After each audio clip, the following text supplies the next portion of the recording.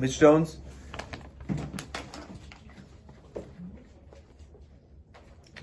Before I turn, ready? It goes like, I like this one, ready? Like this. So let me go ahead and show you the world's most expensive set of knives. Do these look familiar? They do. Oh no. These are the world's most expensive set of knives. They're cheap in the short run, but they're very expensive in the long run because you have to replace them over and over and over again, and you end up with a drawer full of knives that don't even work. So it's a big waste of money. And a lot of these knives have a lot of problems, and I know you probably know this better than I do, but they have a lot of problems. In fact, let me go ahead and show you on this piece of paper here, Ms. Jones, on what this breaks down to look like. So if an average low quality knife, Ms. Jones, costs $10, and there's 8 knives in a set, that's $80 in a set.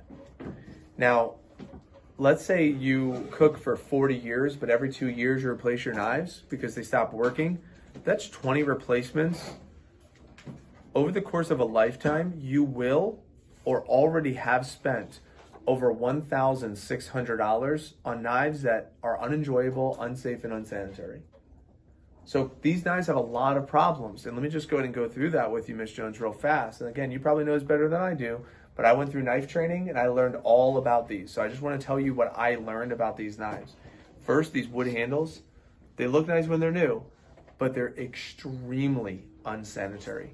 They absorb moisture, bacteria, odors, grease, dirt, blood from meats like a sponge. They're disgusting.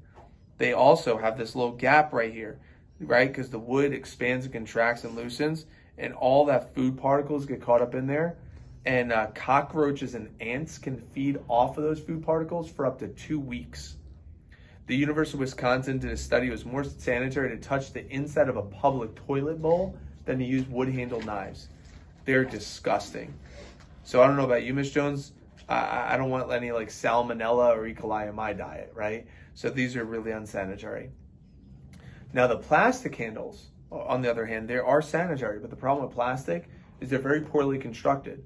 They slip out of your hand when you're wet. It's called the slip and slice effect. It's slippery when it's wet, so when you're cutting and the hand is slippery, it could slide forward. And then at the other end of that handle is, of course, an edge, which is one of the leading causes of kitchen accidents, which is applying pressure and losing control of the knife. Another big problem with these plastic handles is they're only glued together. So a repetitive dishwasher use, what happens to that glue is it wears away and it wears down over time. So eventually that knife is going to snap.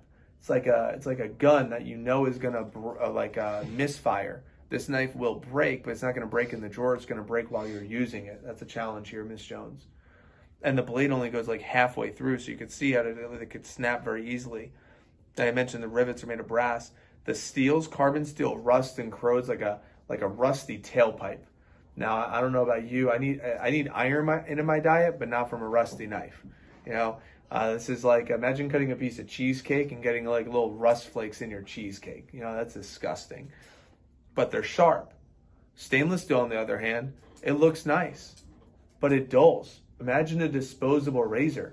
A disposable razor just like dulls on, if hair dulls a razor, imagine what's going to happen to the delicate cutting edge of a hard surface, a delicate cutting edge of a knife on a hard surface like a plate or a cutting board. It's going to dull it completely. So what these knife companies do is they put a serrated edge knife on there that just rips and tears and shreds and doesn't give a good cut, and eventually those knives need to be replaced as well, where the straight edge constantly sharpening. So, Ms. Jones, with everything that I learned and everything that you just learned, if you could design a perfect knife, how would you design it? Would you want it to be a little bit more sanitary than wood? Would you want it to be more durable than plastic? Maybe sharper than stainless steel? Maybe dishwasher safe? Now, you probably agree that knife is probably not going to be at Walmart. And it's probably not going to be cheap like these. It's probably going to be really expensive. So let me just get this straight.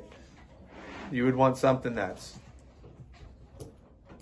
sanitary, durable, sharp, lasts. That's pretty good. Dishwasher safe. How long would you want that knife to be guaranteed? Lifetime? A forever knife? Okay. Since you're funny. So a forever knife. So you'd probably agree that that knife would be cheap. That set would probably be very expensive, right? And you wouldn't find it at Walmart or Target. Now, Ms. Jones, if you get this question wrong, I'm never going to leave your house. What do you think the solution to all of your kitchen knife problems is?